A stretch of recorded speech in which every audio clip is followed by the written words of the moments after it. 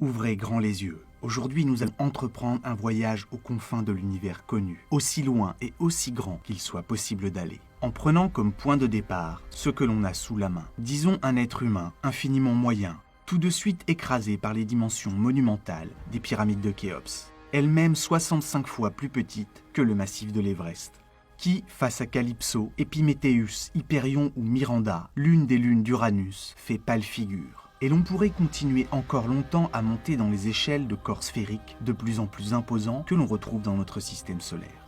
Et voici maintenant notre Terre, un monde sur lequel, en marchant avec tonicité, à raison de 30 km par jour non-stop pendant 2 ans, vous pourriez espérer effectuer un trajet de l'ordre de quelque chose comme ça.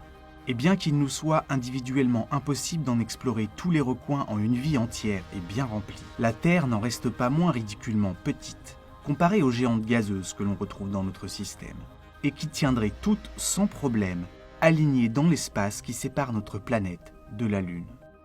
Et tout ce dont nous venons de parler n'est rien face aux dimensions du Soleil, qui avec son diamètre d'1 391 000 km est suffisamment large pour que l'on puisse y faire tenir 10 fois la géante Jupiter, ou encore 109 fois la Terre. Et pourtant, cette étoile n'est qu'une naine jaune, un nom qui prend tout son sens si on le confronte avec le tour de taille d'étoiles telles qu'Arcturus, Aldébaran ou Rigel, qui toutes lui feraient de l'ombre, bien qu'ayant un diamètre dérisoire, si on les compare à Antares, Bételgeuse ou UY Scuti, la plus grosse étoile de l'univers connu, qui, avec son rayon 1700 fois plus grand que celui de notre Soleil, toise toutes les étoiles dont nous venons de parler. Et qui toutes, Scuti y compris, sont en réalité d'une taille dérisoire au regard de celle de quelque chose dans lequel nous sommes tous, le système solaire. Pour tenter d'en toucher du doigt l'immensité, revenons à l'échelle de notre Soleil et confrontons-le à Mercure, la première des planètes du système. Sur cette image, les proportions sont bien respectées, mais les distances, elles, ne le sont pas. Et lorsqu'elles le deviennent, Mercure, une fois positionné sur son orbite, se retrouve visuellement réduite à la taille de quelques pixels. Et remplacer le Soleil par Arcturus, Aldébaran ou Rigel ne permet en aucun cas d'atteindre l'orbite de la petite planète. En prenant de la distance pour accueillir le reste du cortège, on se rend compte qu'avec Antares, les orbites de Mercure, Vénus, la Terre et Mars se retrouveraient toutes dans l'étoile, dont la surface resterait malgré tout encore bien loin d'atteindre la première des géantes gazeuses. Que la géante Bételgeuse viendrait, elle, à peine léchée. Quant à la monstrueuse UY Scuti, sa surface n'atteindrait même pas l'orbite de Saturne, et serait encore distante de Neptune de quelques 3 milliards de kilomètres. Un nombre qu'il est extraordinairement difficile de se représenter. C'est pourquoi, de plus en plus confrontés à des distances hors normes, énormes, nous allons devoir nous mettre à parler en temps-lumière, pour se rendre de la surface de la plus grande étoile de l'univers connu à celle de Neptune. Un grain de lumière, le truc le plus rapide de l'univers, mettrait 3 heures. 3 heures à filer dans l'espace à la vitesse prodigieuse de 299 792 km par seconde. Pour tenter de se représenter cette vitesse proprement astronomique, dites-vous que le temps que vous clignez des yeux, une fois et un grain de lumière pourrait effectuer un tour de la Terre. Arrêtons-nous 1 seconde 3 sur cette idée. Et voilà qu'elle s'est rendue de la Terre à la Lune. Mais revenons à notre immensité, dont Neptune n'est qu'un point de départ. Pour penser plus grand, il nous faut aller plus loin, à la rencontre de la sonde Voyager 1, qui est actuellement l'objet fabriqué des mains de l'homme le plus éloigné de notre monde. Lancée en 1977, cette sonde fuse depuis dans l'espace, à quelques 62 000 km par heure. Et après 42 ans de trajet a progressé 160 fois plus vite qu'une Formule 1. Elle ne se trouve qu'ici, à une distance au Soleil de l'ordre de 6 fois celle de Neptune. En 2012, Voyager 1 a dépassé la limite de l'héliosphère, la bulle d'influence des vents solaires, et file depuis dans le milieu interstellaire.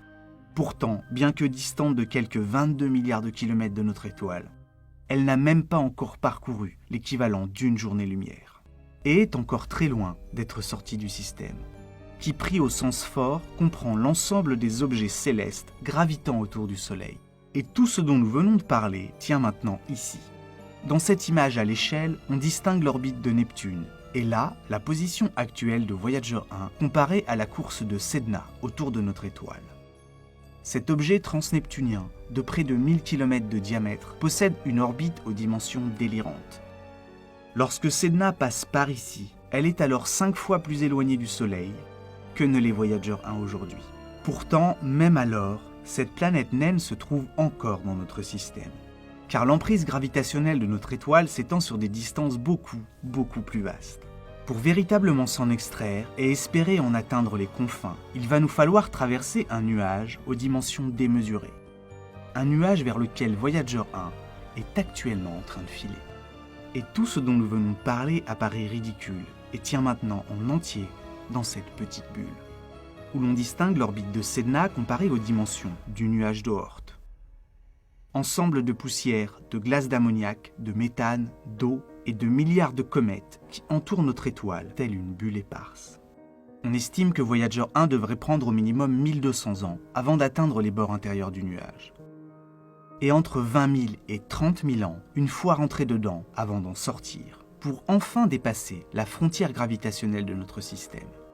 La sonde n'aura alors parcouru qu'une distance équivalente au quart de celle qui nous sépare de l'étoile la plus proche de nous, la modeste naine rouge Proxima Centauri, située à seulement 4,2 années-lumière du Soleil. Sur cette image, au vide poignant, les étoiles ne sont pas à l'échelle, car leur taille serait alors inférieure aux pixels. Aussi démesurés que soient les ordres de grandeur que nous avons atteints, il existe dans l'univers des objets, ou plutôt des structures, dont les dimensions peuvent rivaliser, voire dépasser tout ce que nous venons de survoler. Pour s'en convaincre, accueillons à l'échelle la nébuleuse de l'œil du chat, celle de l'Esquimau, de la Lyre, de l'Altaire, ou encore de l'Hélice, qui s'étale elle sur des distances de l'ordre de celles qui nous séparent de Proxima. La démesure de cette image s'exprime à elle seule dans chaque petite structure de gaz effiloché que l'on observe sur ses pourtours, car chaque filament est ici plus grand que la taille de notre système Soleil interne. Quant à la nébuleuse du Crabe, une structure constituée de flots de matière stellaire éjectés par l'explosion d'une étoile aujourd'hui disparue, il nous faudrait encore reculer pour en saisir toute l'immensité.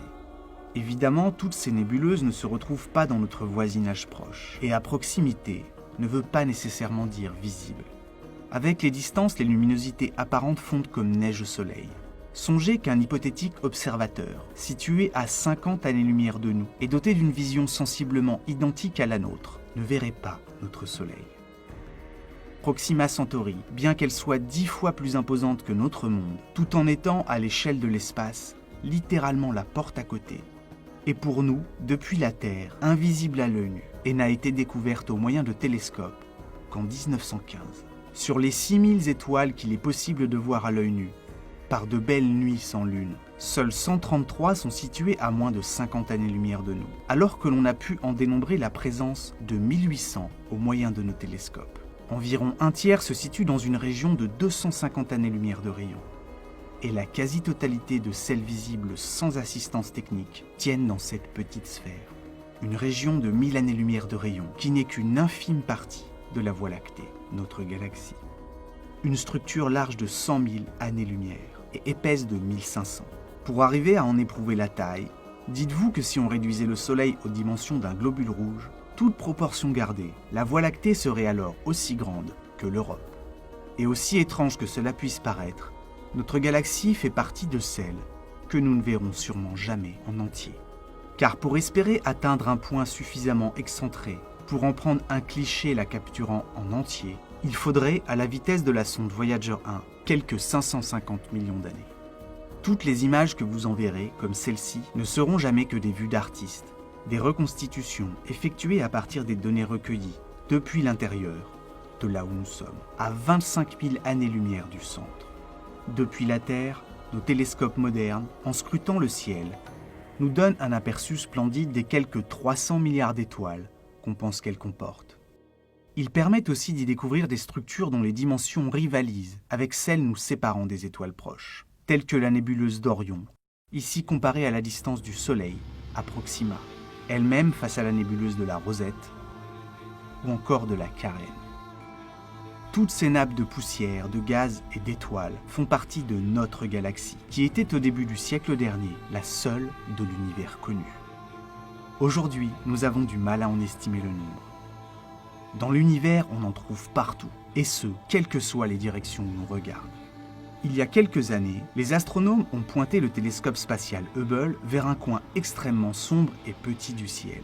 À l'œil nu, sa taille apparente équivaut à la distance d'une tête d'épingle, que l'on tiendrait à bout de bras. Et après 1 million de secondes de temps d'exposition, ils ont obtenu ceci.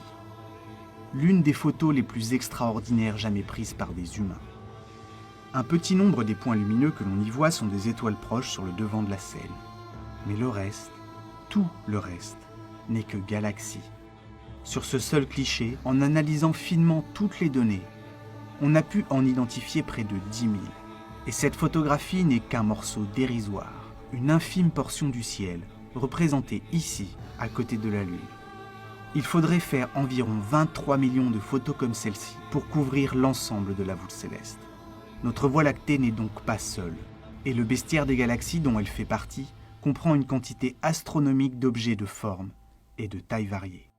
Certaines, comme Zwicky 18, sont irrégulières et à peine plus grandes qu'une nébuleuse, 6000 fois plus lumineuse que celle d'Orion, à qui la voilà en taille comparée. NGC 604. Cette nébuleuse dite du triangle n'est pourtant rien de plus qu'une tache parmi des dizaines d'autres à l'échelle de sa galaxie haute. Ici comparée à M82, qui bien que 2 fois plus petite que la nôtre, est 5 fois plus lumineuse, du fait des taux exceptionnels de naissance d'étoiles qui s'y déroulent. Quant à M104, la galaxie dite du sombrero, elle possède, elle, un cœur à l'intensité déroutante qui lui donne un aspect de chapeau.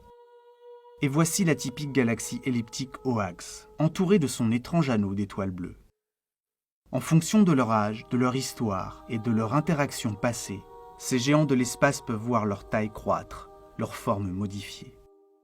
Celle du tétard doit sûrement son aspect de spirale barrée, dont l'un des bras s'est littéralement disloqué à l'une de ces interactions. Quant à M87, elle a dû ingurgiter et fusionner avec bon nombre de ses semblables, au point d'atteindre une masse 200 fois supérieure à celle de notre Voie lactée, ici à l'échelle comparée. Mais M87 n'en reste pas moins une ébauche de gigantisme face à la colossale Hercule A. Dotée d'impressionnants jets de matière et d'énergie provenant d'un trou noir hyperactif dissimulé en son centre. Cette galaxie, bien que 1000 fois plus massive que la nôtre, n'en reste pas moins 2 fois moins lourde et 4 fois moins étendue que celle qui reste à ce jour la plus grande galaxie de l'univers connu, IC 1101, un monstre abritant plus de 100 000 milliards d'étoiles. Mais encore une fois, à trop comparer des tailles, nous en perdons de vue les distances, positivement monstrueuses, qui séparent tout ceci. Alors à quelle distance toutes ces galaxies sont-elles de nous? Et comment se répartissent-elles dans l'espace? Pour tenter de le toucher du doigt, représentons, vu depuis la Terre, la surface qu'occuperait la galaxie d'Andromède dans le ciel, si elle était légèrement plus lumineuse. Située à 2,5 millions d'années-lumière de nous, Andromède fait partie de notre voisinage galactique, notre amas local. À l'échelle de l'espace, c'est la maison à côté. En termes d'échelle, elle est 2 fois plus grande et contient 3 fois plus d'étoiles que la nôtre. Pour couvrir la distance qui nous en sépare, la sonde Voyager 1 mettrait 56 milliards d'années, une durée de temps près de 4 fois plus longue que l'âge de l'univers. Quand on parle de proches voisins, il faut mettre beaucoup d'espace entre les guillemets. Voici une vue d'ensemble de notre amas local. Les distances et les tailles respectives sont à peu de choses près à l'échelle. On y retrouve Andromède, la Voie lactée, ainsi qu'un cortège d'une 50aine d'autres galaxies, de taille plus réduite. Et en dézoomant d'un facteur 10, tout ceci ne devient plus qu'une toute petite partie d'un ensemble encore plus vaste, et comprenant, lui, plus d'1 millier de galaxies. C'est ce que l'on appelle notre groupe local. Sur cette image, large de 100 millions d'années-lumière. Chaque tache blanche représente au minimum une, voire plusieurs galaxies. Mais notre groupe local n'est lui-même qu'un sous-ensemble d'une structure colossale, le superamas de la Vierge, dont la taille étourdissante est estimée à 150 millions d'années-lumière de diamètre, et qui contient quelques 10 000 galaxies réparties dans une centaine d'amas, parmi lesquels l'on retrouve le nôtre et celui de la Vierge, distant de près de 60 millions d'années-lumière. Et voici que ce superamas se retrouve lui-même contenu dans un édifice encore plus grand. Et l'on commence à voir se dessiner, à des échelles toujours plus étendues, des lignes de plus forte densité et des zones sombres, des vides, tels que celui du Bouvier, où l'on ne trouve en tout et pour tout que quelques dizaines de galaxies, réparties dans un volume près de 2 fois plus grand que le superamas de la Vierge. qui en contient lui plus de 10 000. Ici, l'espace porte définitivement bien son nom. Et notre supercluster local n'est lui-même qu'un parmi tant d'autres, car on estime le nombre de structures de ce type à plusieurs millions. Partout où l'on regarde, quelle que soit la direction, des superclusters, qui pris tous ensemble ont la forme aux très grandes échelles, quelque part d'une immense toile d'araignée. Et tout ce dont nous venons de parler est maintenant un petit point au centre de l'univers observable, qui contiendrait, lui, selon les estimations, entre 100 et 2000 milliards de galaxies. Au-delà des bords de cette image, la géographie assourdissante de l'univers connu s'arrête, visuellement, mais l'univers, lui, continue. Car nous n'avons pas atteint là une limite, une frontière infranchissable. Ces confins du cosmos ne marquent que le pourtour d'une sphère de 45 milliards d'années-lumière de rayon, qui comprend toutes les galaxies dont la lumière a eu le temps de nous parvenir. Au-delà de cet horizon cosmologique, que trouve-t-on? Certainement des milliards d'autres superamas de galaxies, vu que l'univers, lui, se poursuit. Jusqu'où et quand est-ce que ça s'arrête? Nous n'en savons rien. Il est probable que cette immensité, déjà incroyablement difficile à appréhender, soit elle-même ridiculement petite au regard de la taille de l'univers pris en entier. Il est même possible que cela ne s'arrête jamais, que l'univers soit infini et que les dimensions de cet au-delà soient elles-mêmes au-delà de tout ce que l'imagination est capable de concevoir. Car l'infini est une idée sans image. Sur Terre, certains n'aiment pas penser à l'univers, à ces espaces qui nous dépassent.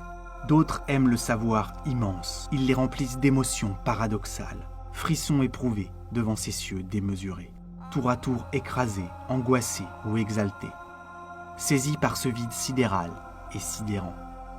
Ces étendues nous émeuvent, attendrissent et abîment nos égos, en nous faisant comprendre que nous ne sommes que des humains, sur une planète, dans une galaxie, et peut-être même au sein d'un univers, parmi tant d'autres. Et parfois, elle nous élève au-dessus de nous-mêmes et nous oblige à nous tracasser pour l'essentiel. Pour nous écrire, c'est simple: univers observable, supercluster local, superamas de la Vierge, amas galactique local, galaxie spiralée, Voie lactée, bras d'Orion, 25 000 années-lumière du centre, système solaire, troisième planète tellurique en partant de l'étoile, la Terre. Ces vidéos ne verraient pas le jour sans les soutiens précieux de tous ceux qui, sur Tipeee, Utip ou via le bouton rejoindre, nous permettent de nous y consacrer à plein temps. Si vous êtes resté ici, c'est que vous vouliez être certain qu'un photon ayant quitté la surface du Soleil au début de cette vidéo ait le temps de dépasser l'orbite de la Terre. À moins que ce ne soit pour savoir comment arrive-t-on à mesurer les distances qui nous séparent d'objets aussi faramineusement éloignés de nous. Alors voici dans les grandes lignes, représentées de façon un peu caricaturale, les méthodes que l'on utilise. Tout d'abord, quand des objets sont relativement proches de nous, comme la Lune, on dispose de la technique de l'écho-radio. Le principe est relativement simple. On vise avec des ondes un objet, et lorsqu'elles l'atteignent, une toute petite partie rebondisse dessus et nous en reviennent. Et vu que l'on connaît la vitesse à laquelle se propagent ces ondes, on en déduit, en fonction du temps qu'elles prennent pour nous revenir, la distance de l'objet bombardé. Cela fonctionne pour mesurer la distance de la Terre au Soleil ou à la Lune. Sur cette dernière, l'une des missions Apollo a d'ailleurs laissé à la surface un petit miroir, un réflecteur laser, qui nous permet de mesurer avec une précision de quelques centimètres la distance qui nous sépare de notre satellite. Pour des objets plus lointains tels que des étoiles proches, on utilise la méthode dite des parallaxes, qui consiste à étudier le déplacement d'une étoile depuis deux points d'observation fortement éloignés l'un de l'autre. Et vu que notre planète tourne autour du Soleil, il suffit d'effectuer ces mesures à 6 mois d'intervalle pour que les deux points d'observation soient distants de 300 millions de kilomètres l'un de l'autre. Lors des deuxièmes mesures, l'angle d'observation du ciel est alors légèrement modifié, et connaissant la distance Terre-Soleil, on peut calculer, grâce au théorème de Pythagore, celle qui sépare la Terre de l'étoile observée. Mais cette technique ne fonctionne que pour des objets situés au maximum, à quelques centaines voire milliers d'années-lumière. Et quand les distances à mesurer commencent à devenir franchement conséquentes, on s'intéresse aux étoiles variables dites céphéides. Ces astres, de 4 à 15 fois plus massifs que le Soleil et de 100 à 30 000 fois plus lumineux, ont la particularité d'avoir un éclat qui varie au cours du temps, selon une rythmique bien connue. En étudiant le lien entre la cadence de pulsation et la luminosité des céphéides, relativement proches de nous, et en les comparant avec celles plus éloignées qui battent elles aussi la mesure avec une régularité de métronome, on peut, en fonction de leur différence de luminosité, et après quelques savants calculs, en déduire leur distance. Cette méthode marche bien pour mesurer des trucs jusqu'aux galaxies proches de la nôtre. Mais pour pouvoir aller encore plus loin, les astronomes étudient la mort de certaines étoiles, qui ont lieu dans des configurations bien particulières. Ces explosions cataclysmiques, appelées supernovas de type IA, ont toujours lieu dans des systèmes d'étoiles binaires, qui, lancés dans un jeu d'échange de matière, finissent par voir l'un des deux astres se transformer en une naine blanche, qui va alors absorber les couches supérieures de son imposante voisine, transformée en géante rouge. La matière comme aspirée par l'étoile la plus petite s'y accumule, jusqu'à ce que celle-ci finisse par exploser, invariablement après avoir atteint une masse critique qui est toujours la même. Et vu que ces explosions produisent toujours la même luminosité intrinsèque, elles deviennent dès lors des sortes d'étalons, des bougies standards pour les astrophysiciens, qui, en étudiant la quantité de lumière reçue par nos télescopes, peuvent estimer la distance à laquelle se trouve la supernova au moment de sa mort. Sur ce, toutes les bonnes choses ont une fin, sauf cet épisode, qui en a eu deux.